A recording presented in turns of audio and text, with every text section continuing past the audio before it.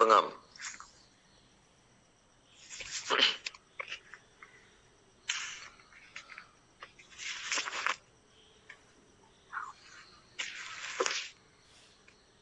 അൽഹംദുലില്ലാഹ്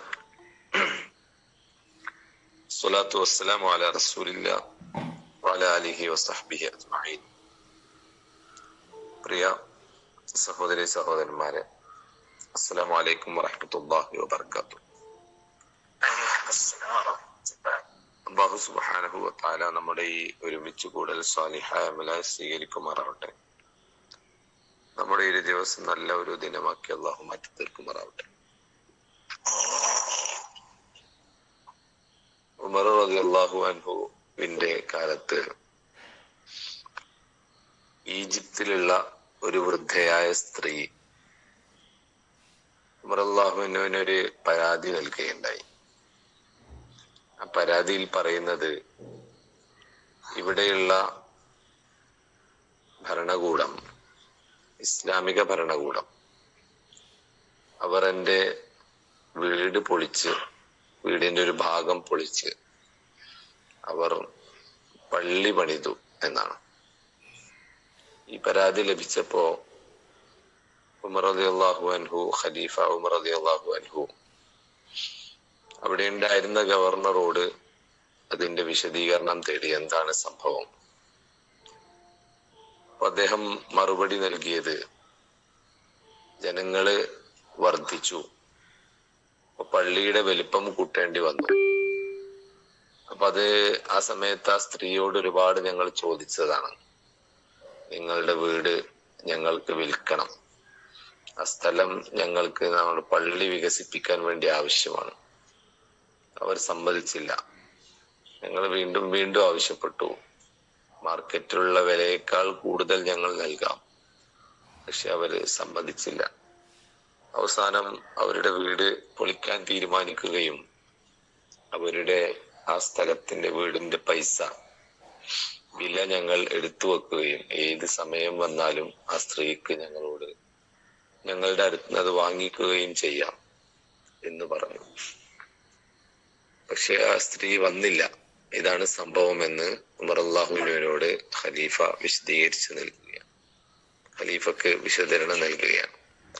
പക്ഷെ ഖലീഫ പറഞ്ഞത്, ആ സ്ത്രീയുടെ വീട് പുതുക്കി പണിയുകയും ആ പള്ളിയുടെ ഭാഗം പൊളിച്ചു മാറ്റുകയും ചെയ്യണം എന്നൊരു വിധിയാണ് ഉമർ റളിയല്ലാഹു അൻഹു ആ ക്രിസ്ത്യാനിയായ, മുസ്ലിം ആയിരുന്നില്ല, ക്രിസ്ത്യാനിയായ സ്ത്രീക്ക് അനുകൂലമായി ഉമർ റളിയല്ലാഹു അൻഹു വിധിക്കുന്നത്. ഉമർ റളിയല്ലാഹു അൻഹുവിന്റെ ഭരണത്തെ കുറിച്ച് നമ്മൾ കേട്ടിട്ടുണ്ട്, അൽ ഉമറു അദലു എന്നാണ്, ഉമർ നീതിയാണ് എന്നാണ് ആ ഭരണത്തെ കുറിച്ച്, അല്ലെങ്കിൽ ഉമറിനെ കുറിച്ച് പറയാറുള്ളത്. റളിയല്ലാഹു അൻഹുവിന്റെ ഭരണമാണ് നമ്മുടെ രാജ്യത്തൊക്കെ ഉണ്ടാവേണ്ടത് എന്ന് നമ്മുടെ രാജ്യത്തെ ആളുകൾ പോലും പറഞ്ഞ് വെച്ചിട്ടുണ്ട്. അപ്പൊ അത്രയും ചരിത്രത്തില് നീതിയുടെ മാതൃകയായിരുന്നു ഉമർ റളിയല്ലാഹു അൻഹു. ഇത് ഉമർ റളിയല്ലാഹു അൻഹുവിന്റെ മാത്രം പ്രത്യേകതയല്ല, ഇസ്ലാമിന്റെ പ്രത്യേകതയാണ്. ഇസ്ലാം സാമൂഹിക ജീവിതത്തിനും അതുപോലെ തന്നെ രാഷ്ട്രീയ ജീവിതത്തിനും അതിന്റെ നിയമങ്ങളും അതിന്റെ എല്ലാ കാര്യങ്ങളും നീതിയിൽ അധിഷ്ഠിതമായിരുന്നു, ആണ് എന്ന് നമുക്ക് കാണാൻ സാധിക്കുന്നു. അങ്ങനെ നീതിയുടെ അടിസ്ഥാനത്തിൽ പടുത്തുയർത്തിയ അതിന്റെ ഏറ്റവും ഉത്തമ മാതൃകയായിരുന്നു ഉമർ റളിയല്ലാഹു അൻഹുവിന്റെ ഭരണകൂടം എന്നുള്ളത് അത് ചരിത്രം സാക്ഷ്യമാണ്. ഇസ്ലാമിന്റെ തന്നെ പ്രത്യേകതയാണ്. ഇസ്ലാമിന്റെ ഭരണപരമായ കാര്യങ്ങളിലും കുടുംബപരമായ കാര്യങ്ങളിലും അതുപോലെ തന്നെ വ്യക്തിപരമായ കാര്യങ്ങളിലൊക്കെയും നീതി എന്നുള്ളത് പ്രകടമാണ്. ഈ നീതിയെ കുറിച്ച് നമ്മൾ പറയുമ്പോൾ ആധുനിക കാലത്ത് നമ്മൾ ഇന്നലെ സ്വാതന്ത്ര്യ ദിനത്തെ കുറിച്ച് സംസാരിച്ചു. സ്വാതന്ത്ര്യദിനം ആഘോഷിച്ചു പലയിടങ്ങളിലും.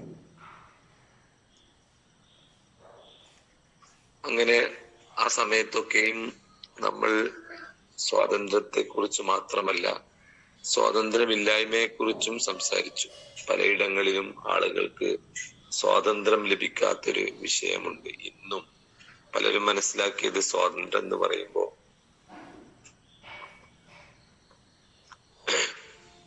ഏതെങ്കിലും രാജ്യം നമ്മുടെ മേൽ അധിനിവേശം നടത്തുകയും അവരുടെ അടിമത്തത്തിൽ നിന്നും നമ്മൾ സ്വാതന്ത്ര്യം നേടുകയും ചെയ്യുക എന്നുള്ളതാണ്.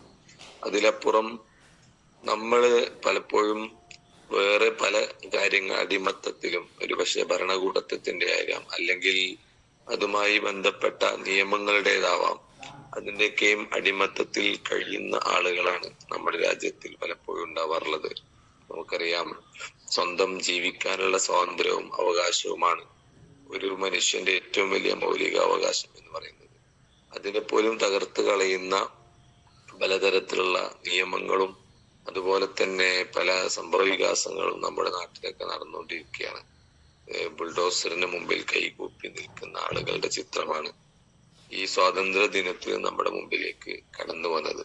ഇവിടെയൊക്കെയും നീതിയുക്തമായ ഒരു സമീപനം അത്തരം വിഷയങ്ങളിൽ എടുക്കാത്തത് കൊണ്ടാണ്. ഇസ്ലാം പറയുന്നത് നിയമങ്ങൾ എന്ന് പറയുന്നത് അത് നീതിയുടെ വഴിക്കാണ് പോവേണ്ടത്. നമ്മൾ പലപ്പോഴും പറയാറുണ്ട് നിയമങ്ങൾ നിയമത്തിന്റെ വഴിക്ക് പോകണം എന്നുള്ളത്. ഇസ്ലാം പറയുന്നത് നിയമങ്ങൾ നീതിയുടെ വഴിക്ക് പോകണം എന്നാണ്. ഉമർ അള്ളാഹുവിന്റെ കാലത്ത് തന്നെ മറ്റൊരു സംഭവം നടക്കുകയുണ്ടായി. ഒരാൾ മോഷണം നടത്തിയാൽ അതിന്റെ ശിക്ഷ എന്ന് പറഞ്ഞാൽ കൈമുറിക്കലാണ്, കൈവെട്ടലാണ്. പക്ഷേ ഉമർ അള്ളാഹുവിന്റെ ആ വിഷയത്തെ കുറിച്ച് പഠിക്കുകയും അദ്ദേഹം എന്തുകൊണ്ട് മോഷ്ടിച്ചു എന്നത് അന്വേഷിക്കുകയും ചെയ്തപ്പോഴാണ് പട്ടിണി കൊണ്ടാണ് അദ്ദേഹം മോഷണം നടത്തിയത്. പട്ടിണി കാരണമാണ് അദ്ദേഹം മോഷണം എന്നുള്ള തിന്മയിലേക്ക് എത്തുന്നത്. അപ്പോ അദ്ദേഹത്തിന്റെ നിയമത്തിന്റെ വഴിക്ക് പോയിരുന്നെങ്കിൽ അദ്ദേഹത്തിന്റെ കൈയാണ് മുറിക്കേണ്ടത്.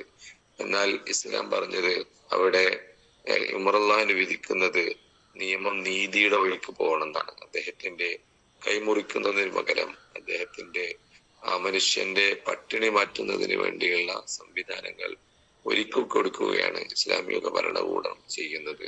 നമുക്കറിയാം, നമ്മുടെ നാട്ടിലും അങ്ങനെയുള്ള കുറെ വിഷയങ്ങളുണ്ട്. നമ്മുടെ നാട്ടിൽ ഇപ്പൊ ഈ ബുൾഡോസർ രാജനെ കുറിച്ച് ഓരോരുത്തരുടെയും വീടുകൾ തകർക്കുന്നത്, പലപ്പോഴും അതിന് ന്യായം എന്ന് പറയുന്നത് അത് നിയമത്തിന്റെ വഴിക്ക് പോയത് കൊണ്ടാണ്. അവര് പുറമ്പോക്ക് വീട് ഭൂമിയിൽ താമസിക്കേണ്ടി വരുന്നു.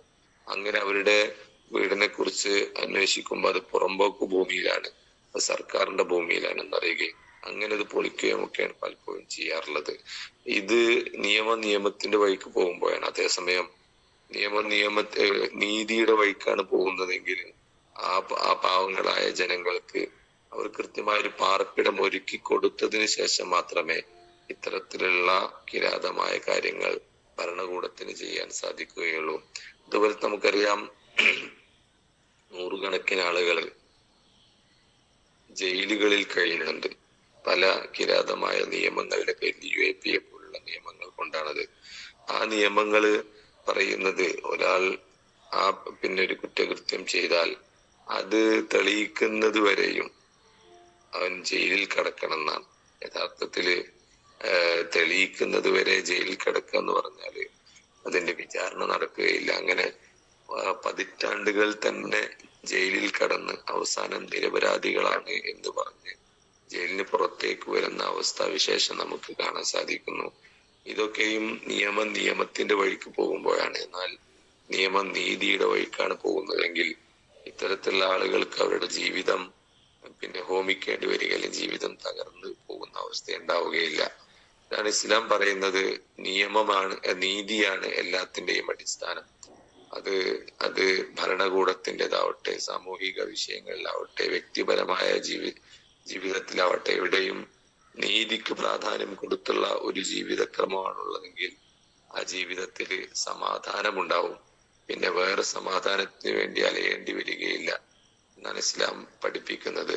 അർത്ഥത്തിൽ കൂടുതൽ പഠിക്കാനും ഇത്തരത്തിലുള്ള വിഷയങ്ങൾ കൂടുതൽ അറിയാനും ജീവിതത്തിൽ പകർത്താനും അനീതിക്കെതിരെ ശബ്ദമുയർത്താനൊക്കെയും നമ്മൾ മുന്നോട്ട് വരേണ്ടതുണ്ട്. അല്ലാഹു സുബ്ഹാനഹു വ തആല നമ്മെ അനുഗ്രഹിക്കുമാറാവട്ടെ. വഖൂലു ഖൗലി ഹാദാ വസ്തഗ്ഫിറുല്ലാഹ ലി വലക്കും വസ്തഗ്ഫിറുഹു ഇന്നഹു ഹുവൽ ഗഫൂറുർ റഹീം. അസ്സലാമു അലൈക്കും. وعليكم السلام ورحمة الله وبركاته. جزاك الله خير. شكرا. آمين.